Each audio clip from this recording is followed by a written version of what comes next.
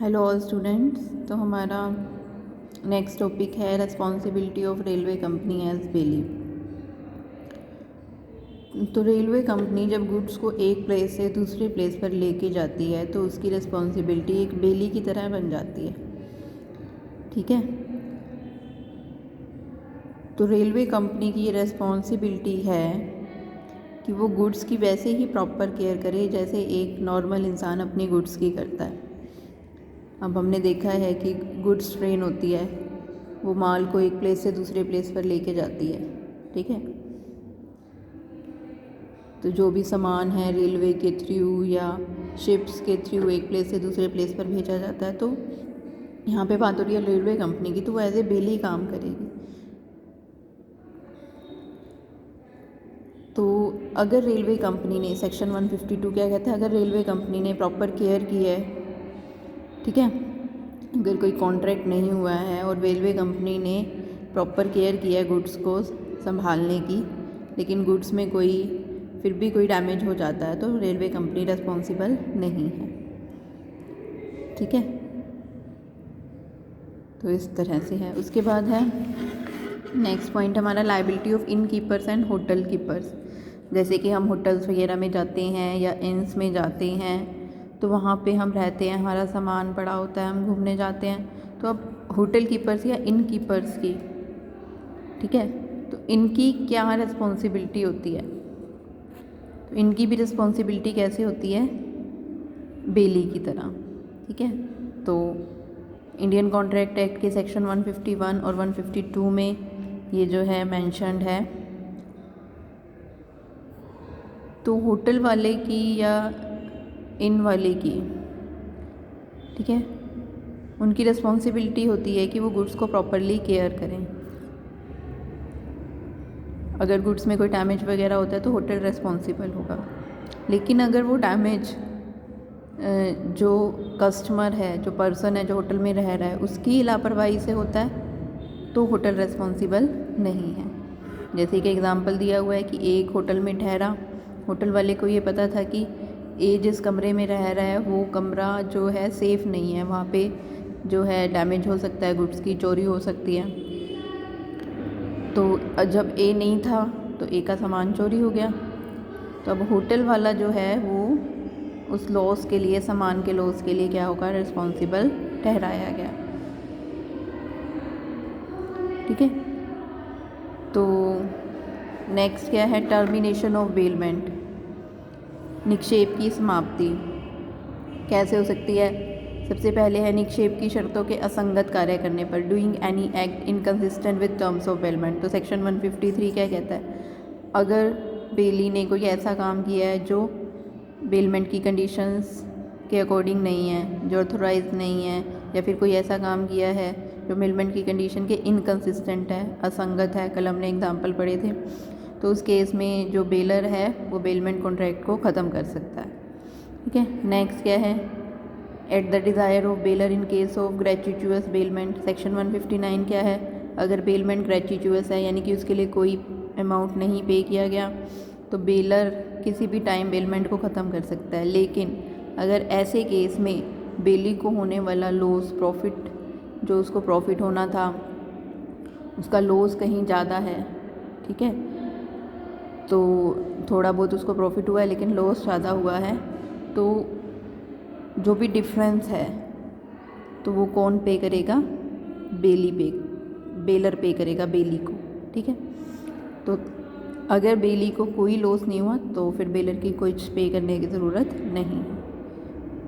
उसके बाद on expiry of period, bailment अगर एक फ़िक्स पीरियड के लिए है तो उस पीरियड के ख़त्म होने के बाद कॉन्ट्रैक्ट ख़त्म हो जाता है और गुड्स जो है बेली को वापस कर देनी चाहिए, बेलमेंट की जो गुड्स हैं वो बेलर को वापस करनी चाहिए। उसके बाद on accomplishment of the objective, section 160 क्या कहता है, जिस पर्पज़ के लिए बेलमेंट दी गई। जैसे कि एक जो है गाड़ी दी गई ए के द्वारा बी को कि वो मैरिज में जा रहा है तो वो गाड़ी लेकर जाएगा। अब सुबह जा रहा है वो, शाम को उसे वापस आना है या अगले दिन वापस आना है। जैसे ही उसका वो पर्पज़ पूरा हो गया तो पर्पज़ पूरा होने के बाद वो क्या कर देगा, गाड़ी उसको वापस कर देगा।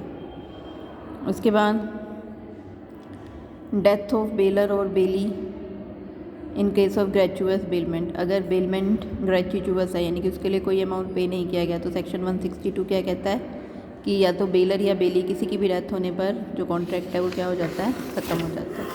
उसके बाद नेक्स्ट है finder of goods. Finder of goods क्या होता है, जिसको कोई वस्तु मिल जाती है। जैसे हम देखते हैं कोई जो है रास्ते में कोई हो सकता है कुछ सामान किसी का गिर गया हो, मिलते हैं, कितने डॉक्यूमेंट्स भी मिलते हैं, हम न्यूज़ में भी सुनते हैं कि ऑटो में या बस में किसी का पर्स रह गया, ठीक है, किसी के पैसे थे बैग में वो रह गया तो उसने उसको वापस कर दिया। तो ये है फाइंडर ऑफ गुड्स, जिसको कोई वस्तु मिलती है, ठीक है।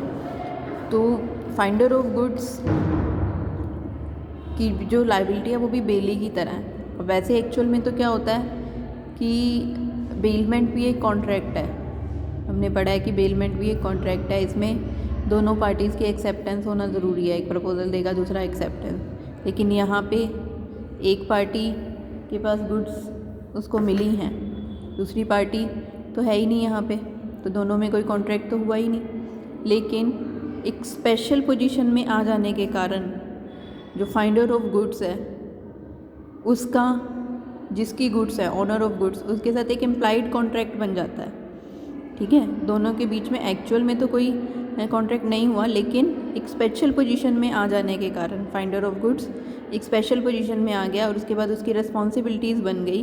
तो इस कारण से चाहे उनके बीच में एक्चुअल में कोई एक्सप्रेस कॉन्ट्रैक्ट नहीं हुआ, लेकिन इम्प्लाइड कॉन्ट्रैक्ट हो जाता है, ठीक है।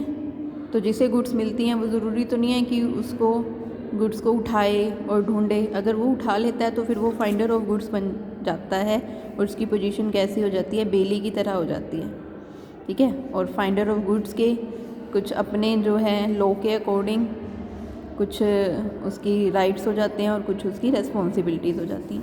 तो सबसे पहले हम पढ़ते हैं right of finder of goods. सबसे पहले है लीन ऑन गुड्स। सेक्शन 168 क्या कहता है कि जिस व्यक्ति को कोई गुड्स मिली हैं, ठीक है, अगर उसने उसके ऊपर कोई खर्चा किया है, उसकी रिपेयरिंग कराई है, या जो ओनर है उसको ढूंढने में उसने कोई खर्चा किया है, ठीक है, तो वो खर्चा सारा उसको पाने का राइट है। वो उस खर्चे को पाने के लिए केस नहीं कर सकता। लीन ऑन गुड्स का मतलब है कि वो उन गुड्स को जो उसे मिली है तब तक देने के लिए उसे फोर्स नहीं किया जा सकता जब तक कि ओनर ऑफ गुड्स वो सारा खर्चा जो उसने किया है गुड्स के संबंध में वो उसको पे ना कर दे, ठीक है। यानी कि माल को अपने पास रोक कर रखना। तो यहाँ पे सेक्शन 168 के अकॉर्डिंग है ये लीन ऑन गुड्स कि एक एग्ज़ाम्पल दिया हुआ है कि ए को एक घड़ी मिलती है सड़क पर, ठीक है। जैसे ही उसने उठाई वो घड़ी, वो फाइंडर ऑफ गुड्स बन गया। अब उसने ओनर को ढूंढने के लिए या रिपेयरिंग पर घड़ी पर 100 रुपये खर्च कर दिए। तो अब जो ए को घड़ी मिली है उसका राइट बनता है कि वो जब तक उसे वो 100 रुपये नहीं मिल जाते तब तक वो घड़ी को हैंड ओवर ना करे उसके ओनर को। मान लिया वो घड़ी बी की है, ठीक है, तो इस तरह से उसे सारा खर्चा पाने का अधिकार है जो उसने गुड्स के संबंध में किया है, और जब तक उसे नहीं मिलता तो वो उन गुड्स को रोक कर रख सकता है। तो ये केस भी दे रखा है विल्सन वर्सेस एंडरसन का। इसमें जो जस्टिस है उसने क्या कहा था कि माल को पाने वाला यानी कि फाइंडर कुछ प्रत्यक्ष रूप में वाद प्रस्तुत ना करके, केस तो कर नहीं सकता वो, लेकिन इनडायरेक्ट रूप में वो माल को रोक सकता है और अपना खर्चा प्राप्त कर सकता है। नेक्स्ट है सूट फॉर रिवार्ड। 168 क्या कहता है सेक्शन, अगर जो माल का ओनर है उसने गुड्स के संबंध में कोई